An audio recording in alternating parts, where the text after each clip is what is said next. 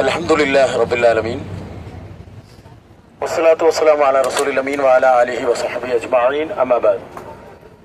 ബഹുമാന്യരും ആദരണീയരുമായ സത്യവിശ്വാസികളെ, നമ്മുടെ ഹറം പരിസരത്തുള്ള സിയാറത്തിന്റെ അവസാനത്തെ ഭാഗത്തേക്കാണ് നമ്മൾ പ്രവേശിക്കുന്നത്.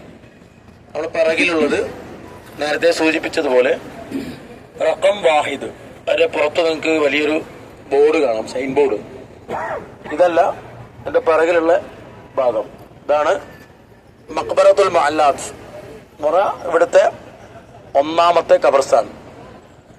മക്കയിലെ വളരെ പ്രാധാന്യമുള്ള, അല്ലെങ്കിൽ ഒരുപാട് ആളുകളെ ഖബറടക്കിയ, നേരത്തെ സൂചിപ്പിച്ചതുപോലെ ഖദീജ റളിയല്ലാഹു അൻഹ അടക്കമുള്ള ആളുകളെ ഖബറടക്കിയിട്ടുള്ള ഖബർസ്ഥാനാണിത്. സ്വാഭാവികമായി നമുക്കറിയാം, ഇസ്ലാമില് ഖബർ സിയാറത്തുണ്ടോ? ഉണ്ട് അല്ലേ? സ്ത്രീകളെ സംബന്ധിച്ചിടത്തോളം ഖബർ സിയാറത്ത് സുന്നത്താക്കി പഠിപ്പിച്ചില്ല. നമ്മൾ ഈ സിയാറത്തിന്റെ ഭാഗമായി ഇവിടത്തേക്ക് ഇങ്ങനെ നടന്നു വരുന്നതുകൊണ്ട് ഈ വഴി പോവുകയാണ്, അല്ലാതെ സ്ത്രീകൾ ഖബർ സിയാറത്ത് ചെയ്യാൻ വേണ്ടി വന്നല്ല. പക്ഷെ നമ്മൾ പുരുഷന്മാര് സിയാറത്തിന് വേണ്ടി തന്നെ വന്നതാണ്. അല്ലാഹു സുബ്ഹാനഹു വ തആല വിശുദ്ധ ഖുർആനിലെ ഒരു വചനം നമുക്ക് വേണ്ടി അവതരിപ്പിച്ചിട്ടുണ്ട്.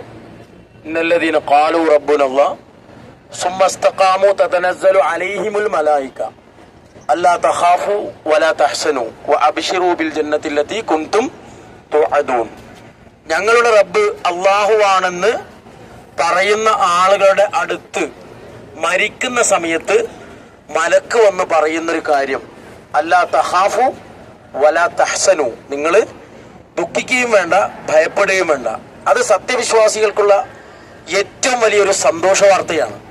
ഒരാൾ ഖബറിലേക്ക് പോകുന്നതിന് മുമ്പ്, മരണത്തിന് കീഴടങ്ങുന്നതിന് മുമ്പ് അള്ളാഹു ഈ ദുനിയാവിൽ വെച്ച് തന്നെ ഒരു മനുഷ്യൻ അറിയിച്ചു കൊടുക്കുന്ന ഏറ്റവും വലിയൊരു സന്തോഷ വാർത്തയാണ് ഈ പറഞ്ഞ ആയത്തിലൂടെ അള്ളാഹു വിശദീകരിക്കുന്നത്. അള്ളാഹു അങ്ങനെ മരിക്കുന്ന നല്ല മുഅ്മിനീങ്ങളുടെ കൂട്ടത്തിൽ നമ്മെ ഉൾപ്പെടുത്തി അനുഗ്രഹിക്കുമാറാവട്ടെ. പലപ്പോഴും നമ്മുടെ കേരളീയ സമൂഹത്തിൽ, മലയാളി സമൂഹത്തിലൊക്കെ ഖബർ സിയാറത്ത് ഒരുപാട് തെറ്റിദ്ധരിച്ചൊരു പദമാണ്.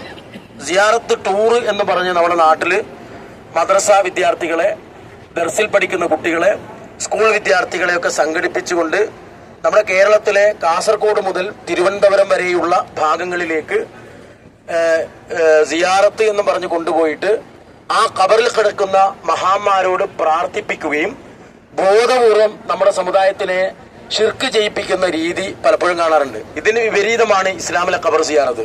അല്ലാഹുവിന്റെ റസൂൽ സല്ലല്ലാഹു അലൈഹി വസല്ലം പറഞ്ഞത്, നിങ്ങള് ഖബർ സിയാറത്ത് ചെയ്യുന്നത് നിങ്ങളെ സ്വന്തത്തിന് വേണ്ടിയിട്ടാണെന്ന് പറഞ്ഞത്. നമ്മളെ മരിച്ചുപോയ ആളുകൾക്ക് വേണ്ടി ദുആ ചെയ്യുന്നതിന്റെ കൂടെ തന്നെ നമ്മളുടെ മരണത്തെക്കുറിച്ച് ഓർക്കാനും, നമ്മളുടെ മരണാനന്തര ജീവിതത്തെക്കുറിച്ച് ഓർക്കാനും, നമ്മളുടെ ഖബർ ജീവിതത്തെക്കുറിച്ച് ഓർക്കാനാണ് ഖബർ സിയാറത്ത്.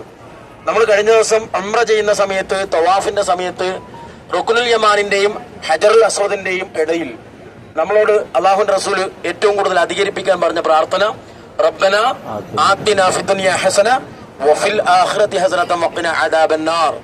ദുനിയാവിൽ അല്ലാഹുവേ ഹസനാത്തുകൾ നൽകുന്ന കൂട്ടത്തിൽ അല്ലാഹുവേ വഖിനാ അദാബന്നാർ, ഖബർ തൊട്ടുള്ള ഉഖ്റവിയായ ശിക്ഷയിൽ നിന്ന് അല്ലാഹുവേ ഞങ്ങളെ നീ കാത്തു രക്ഷിക്കണമേ എന്നാണ് നമ്മൾ പ്രാർത്ഥിക്കുന്നത്. ആ പ്രാർത്ഥന അധികരിപ്പിക്കാനാണ് റസൂലുള്ളാഹി സ്വല്ലല്ലാഹു അലൈഹി വസല്ലം പറഞ്ഞത്. ആ പ്രാർത്ഥന ഒരുപാട് നമ്മൾ അധികരിപ്പിക്കേണ്ടതുണ്ട്. അതുപോലെ തന്നെ മഹാനായ ഉസ്മാൻ റളിയല്ലാഹു അൻഹുവിനെ പോലെയുള്ള മഹാന്മാരായ സ്വഹാബികൾ, ബഖീ എന്ന് പറയുന്ന മദീനത്തെ വിശാലമായ ഖബർസ്ഥാൻ, ഇൻഷാ അല്ലാഹ് നമ്മൾ അവിടെ പോകും. അവിടെ പോയിട്ട് 10,000 വരുന്ന സ്വഹാബികളുടെ ഖബർസ്ഥാനും ഖബറടക്കിയ ഭാഗങ്ങൾ, ഉസ്മാൻ റളിയല്ലാഹു അൻഹു അടക്കമുള്ള ആളുകളുടെ ഖബർ സ്ഥിതി ചെയ്യുന്ന സ്ഥലത്ത് നമ്മൾ പോകും. അവിടെ പോയിട്ട് ഖബറിന്റെ അടുത്ത് മുട്ടുകുത്തിയിരുന്നു കൊണ്ട് ഉസ്മാൻ റളിയല്ലാഹു അൻഹു ഒരുപാട് കരഞ്ഞതായിട്ട് ഹദീസുകൾ നമുക്ക് കാണാൻ കഴിയും. നബി സല്ലല്ലാഹു അലൈഹി വസല്ലമയുടെ അടുത്ത് വന്ന് സ്വഹാബികൾ ചോദിക്കുന്നുണ്ട്, അല്ലാഹുവിന്റെ റസൂലെ, നന്നാവാനുള്ള എളുപ്പ വഴി പറഞ്ഞു തന്നാലും. ആ വഴി പറഞ്ഞു കൊടുക്കുന്ന കാര്യത്തിൽ അല്ലാഹുവിന്റെ റസൂല് ഒന്നാമതായി റസൂല് പറഞ്ഞ കാര്യം, അക്സിറു, നിങ്ങൾ അധികരിപ്പിക്കണം, ഹാദിമി ലദ്ദാത്തിൽ മൗത്ത്, മരണത്തെക്കുറിച്ചുള്ള ഓർമ്മ നിങ്ങൾ അധികരിപ്പിക്കണം. ഏത് സമയത്ത്, ഏത് സന്ദർഭത്തിൽ, എവിടെ വെച്ചാണ് മരിക്കുക എന്ന് പറയാൻ പറ്റൂല അല്ലെ? ചില ആളുകൾ പറയും മക്കത്ത് പോയി മരിച്ചാല് വലിയ സമാധാനം. അങ്ങനെ എവിടെങ്കിലും മക്കത്തുനിന്ന് മരിച്ചാല് വലിയ പ്രതിഫലം ഉണ്ടെന്ന് അവിടെ പറഞ്ഞിട്ടുണ്ടോ? അബൂജഹലും മരിച്ചത് ഇവിടെ തന്നെയാണ്. ലോകത്തിന്റെ എവിടുന്ന് മരിക്കുകയാണെങ്കിലും, ഭൂമിയിൽ എവിടുന്ന് മരിക്കുകയാണെങ്കിലും നമുക്ക് വേണ്ടത് നമ്മൾ അള്ളാഹുവിന്റെ നല്ല അടിമകളാവുക എന്നുള്ളതാണ്, നല്ല മനുഷ്യന്മാരാവുക എന്നുള്ളതാണ്.